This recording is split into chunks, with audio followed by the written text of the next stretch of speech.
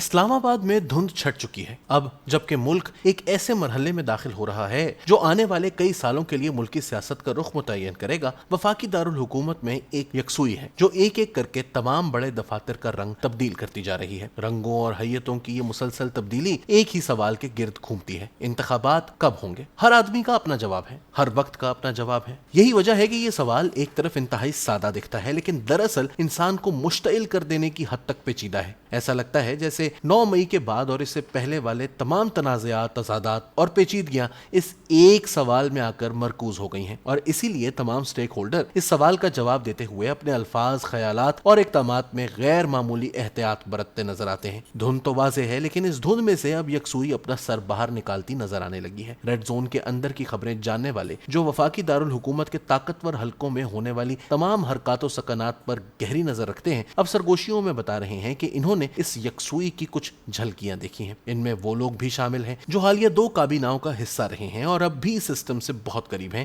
جبکہ سسٹم آنے والے خطرات سے نمٹنے کے لیے خود کو تازہ دم کرنے کی کوشش میں ہے۔ ان کا ماننا ہے کہ انتخابات کے وقت کے حوالے سے 3 ممکنات ہیں۔ پہلی یہ کہ واقعی الیکشن اپنی مقررہ 90 دن کی مدت میں ہو جائے۔ دوسری یہ کہ نئی حد بندیاں ہونے کے بعد فروری 2024 میں کسی تاریخ کو انتخابات کروا دیے جائیں، اور تیسری یہ کہ یہ فروری کے بھی بعد کبھی نہ کبھی کروا دیے جائیں۔ ان تینوں ممکنات میں سے کون سی ہے جو حقیقت کا روپ دھارے گی، اس کا فیصلہ 3 اداروں پر منحصر ہے اور ان میں ہونے والے فیصلے ایک دوسرے سے جڑے ہوئے ہیں: سپریم کورٹ، الیکشن کمیشن اور اسٹیبلشمنٹ۔ آئیے ان 3 ممکنات کا جائزہ لیتے ہیں۔ 90 دن یہ اسی صورت میں ممکن ہے اگر سپریم کورٹ الیکشن کمیشن کی اس دلیل کو مسترد کر دے کہ انتخابات نئی حد بندیوں کے بعد ہی ممکن ہیں اور آئین میں دی گئی مدت پر الیکشن کروانے کو ہر حال میں یقینی بنایا جائے۔ عدالت کے سامنے پہلے ہی الیکشن کمیشن کے اس فیصلے کو چیلنج کرتی متعدد درخواستیں موجود ہیں۔ ستمبر کے وسط میں ریٹائر ہونے سے قبل موجودہ چیف جسٹس اس حوالے سے کوئی فیصلہ دے سکتے ہیں۔ اگر انہوں نے واقعی الیکشن 90 دن میں کروانے کا حکم دے دیا تو پورا سسٹم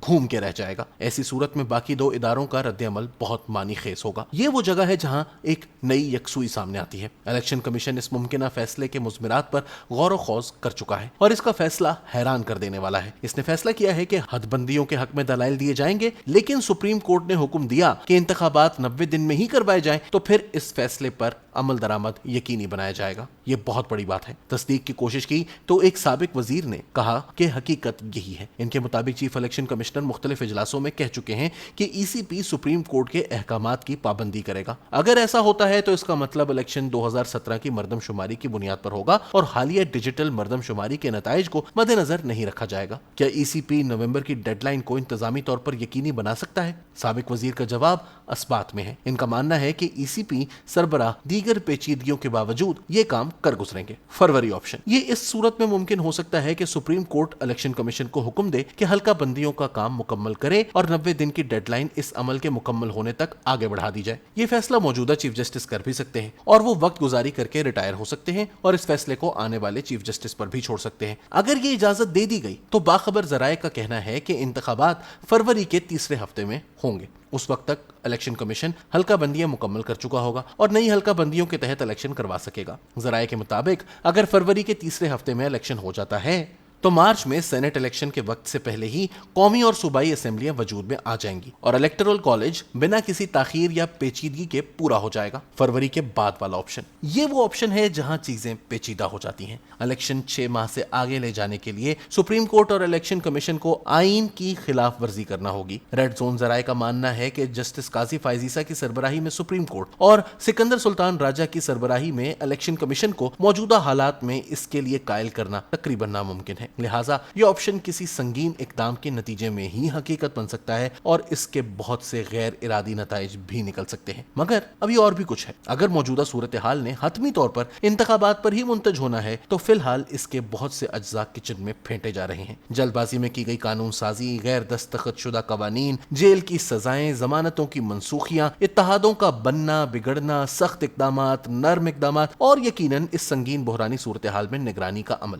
یہ سب اجزاء ابھی ایک ہانڈی میں بھرے جا رہے ہیں اور چولہا فی الحال آنچ پر ہے۔ نقطے ابھی آپس میں ملے نہیں ہیں۔ کچھ بھی کہنا قبل از وقت ہے اور بہترین منصوبے بھی ناکام ہوتے ہیں۔ इस धुंध में से बेदार होती यकसुई आने वाले दिनों का कुछ पता दे सकती है। पीडीएम इत्तेहाद एक बार फिर वापस आने की उम्मीद में इक्तदार से बाहर जा चुका है, लेकिन इसके अपने चैलेंजेस हैं। एक नौजवान कौम के सामने वही पुराने घिसे पिटे चेहरे, क्या ये चल पाएंगे? लोगों को अपनी तरफ मुतवज्जे कर पाएंगे? क्या इन्हें इसकी परवाह भी है? जब आपको फतह प्लेट में रखकर दे दी जाए तो आप इससे गलत नताइज भी अख्ज़ कर सकते हैं। तहरीक इंसाफ को इसके लीडर के गरूर ने तबाह कर दिया है। फिलहाल इसकी वापसी का कोई इम्कान नजर नहीं आता। एक ऐसी पार्टी जो रेस से बाहर हो चुकी हो, इसे क्या फर्क पड़ता है कि इलेक्शन 90 दिन में हो या 180 दिन में? उम्मीद एक जालिम चीज है, खास तौर पर जब ये सिर्फ हकाइक से नजरें चुराने की बिना पर बनी हो। ताकत का रुख इसे इस्तेमाल करने वाले की सही मुतय्यन करती है। अब जबकि 5 बड़े यानी नवाज शरीफ, शहबाज शरीफ, आसिफ जरदारी, बिलावल भुट्टो जरदारी और मौलाना फजलुर रहमान फिलहाल रियासती मशीनरी से बाहर हो चुके हैं, 5 और लोग हैं जो अपनी ताकत के इस्तेमाल से मुस्तकबिल की सियासत का रुख मुतय्यन करेंगे। वजीर आजम अनवारुल हक काकड़, chief justice Umar Ata Bandial, justice काजी फायज ईसा, chief election commissioner Sikandar Sultan Raja और army chief general Asim Munir. इनमें से ज्यादातर एक नुक्ते पर तो मुत्तफिक हैं, लेकिन इस नुक्ते तक पहुंचना कैसे है, क्या इस पर इनका इत्तफाक हो पाएगा? यही वो मकाम है जिससे धुंध पैदा होती है और इसी से यकसुई की शुआएं फूटती हैं।